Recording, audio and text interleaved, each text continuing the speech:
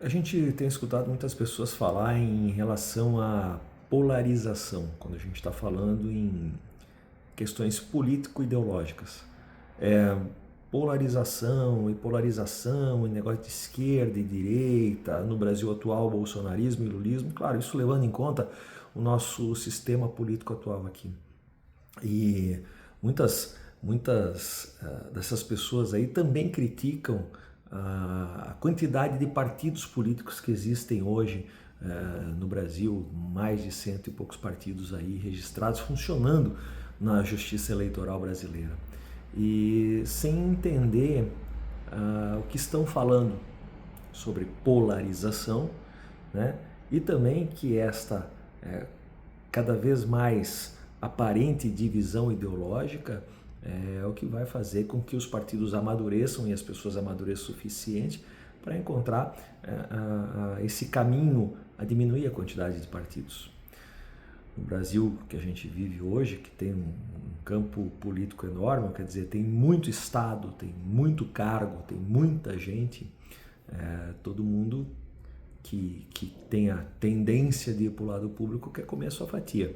E nós não conseguimos sair dessa gaiola de hamster ali, porque quem está no poder não quer perder poder, quem está no poder não quer diminuir poder, não quer diminuir sua importância, né? O certo seria a gente não ter, vamos dizer assim, tanta necessidade da questão política, tanta necessidade da questão pública, e que fosse muito mais importante o empreendedorismo, a livre economia, a livre iniciativa, isso que traria a riqueza para o Brasil. Mas a gente vive esse caminho difícil, esse caminho burocrático, esse caminho cheio de regulamentações, né? Você compra qualquer produtinho, ele já vem na caixa com 1001 regulamentação, e tudo isso é órgão público criado por agentes públicos que vão aumentando a burocracia e essa sistemática brasileira ruim. Polarização, hoje que está no Brasil mais se falando em esquerda e direita, em marxismo e conservadorismo, essas duas correntes aí que vêm dominando o debate, elas não são exclusivas daqui. Aliás, muito ao contrário, o Brasil está chegando por último aí em certas questões de avanço doutrinário e filosoficamente falando. E a gente percebe o quê?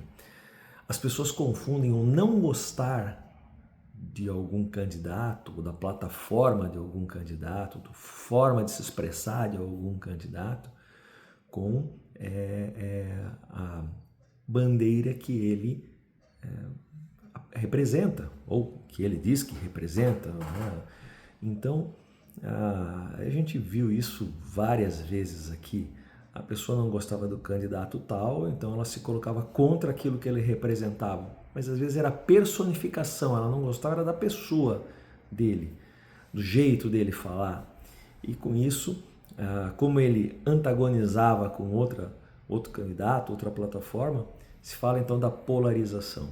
Como se conversa, partidos são escolhas filosóficas, são escolhas ideológicas. Quando você entra num partido, ele defende bandeiras, ele defende conceitos, ele defende questões ideológicas e filosóficas que vão ser aplicadas para a construção de uma nação. Então você vai escolher aquele partido que melhor te representa, ou que a maioria das ideias te representam, ou que não fazem tão mal para você. E assim é na maioria dos países ocidentais, né? E naturalmente nesses países desenvolvidos ocidentais, o poder público é muito menor, custa muito menos, é muito menos corrente do que em países de terceiro mundo. Por incrível que pareça, nos países menos desenvolvidos é onde se tem mais Estado, mais regulamentação, mais proteção, né? E é ali que então também tem mais corrupção, porque quanto mais público existe, mais forma de corromper existe. Então essa questão toda ali, em outros países, ela se depura naturalmente. Você pode criar lá partidos, mas existe uma série de barreiras para você conseguir, como existe aqui no Brasil. Mas as pessoas vão entendendo o quê? Primeiro, você precisa de menos gente para formar organizações partidárias e para o aspecto público. Segundo, você entende que a fase pública, ela é para quem tem a tendência para isso ali, ou ela é um momento da sua vida, e que depois você vai para a fase privada, onde daí você realmente vai prosperar financeiramente. Uma talvez se junte mais poder e a outra mais prosperidade. Isso daí vai acontecendo. Não existem grandes ideias no mundo que se discute sobre desenvolvimento econômico, desenvolvimento social, desenvolvimento do Estado. Existem algumas ideias que foram dando certo, essas foram, outras não tão certo, né? E as pessoas que as defendem, de um jeito ou de outro, porque tem algum motivo para defender aquilo, porque tem algum entendimento, porque tem alguma crença de que o que não deu certo ainda pode dar e de que aquilo que deu certo tem que ser continuado, vão se filiando nessas correntes. E com isso você vai criando as correntes doutrinárias e os partidos. No Brasil, a gente tem um sistema que não se depurou, que não amadureceu, pelo contrário, ele involuiu. A gente cria uma série de partidos, que não dizem nada. Se você for olhar as siglas, se você for olhar aí, vamos dizer, onde estão escritas as missões, as visões desses partidos aí, todos falam quase que a mesma coisa, desenvolvimento, questão social e tal, parece assim excelente, né? Quando você lê aquilo lá. Mas na prática é uma disputa pelo poder, por deter o poder público. Deter o poder público, você tem no Brasil uma máquina financeira enorme, porque é um dos maiores orçamentos públicos do mundo. Pelo menos o gasto com pessoas, o gasto com empreendimentos. Então, a gente observa que muitas vezes vocês, essa pessoa é contra a polarização atual. Na verdade, ela talvez é contra o político A ou B, ou contra o jeito de um político A ou B. Mas é a mesma pessoa que diz assim, a gente tinha que ter menos custo, tinha que ter menos Estado, tinha que ter menos partido, que isso aí é que é avacalhação. E não tem outro caminho. O caminho que a gente vê em países mais desenvolvidos são sempre 2, 3 partidos aí no máximo, que ficam se revezando aí de acordo com o momento do país, no poder e na administração de políticas públicas, e o restante às vezes fazendo uma ajuda ou outra, né? E muitos países aí, os terceiro, quarto partido aí são em números, eles são insignificantes, né? E aqui também houve um movimento assim. Em 2016 já começou um movimento nesse sentido, uma guerra muito grande contra o governo federal na época,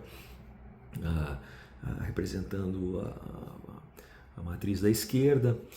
Em 2018, então, um governo assumidamente de direita ganhando as eleições presidenciais, e a partir dali a gente começou a ver o seguinte, uma diminuição daquele chamado centrão, pelo menos em número de cadeiras. Esses caras foram expulsos da política? Não, eles se camuflaram. Então a gente tem um espectro de esquerda bem definido, um espectro de direita bem definido, e aquele pessoal do meio ali que está meio muro, está meio fisiológico, né?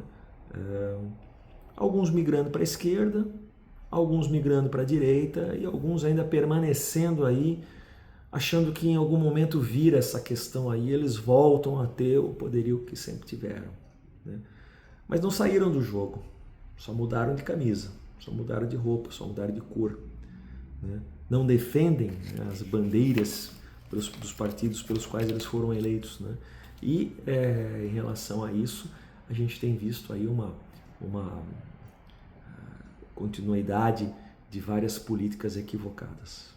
Então, polarização não é nada de ruim. Aliás, se tudo se concentrasse em apenas 2 partidos aqui, a gente teria uma diminuição imensa das questões públicas, né? E poderia cobrar muito melhor, né?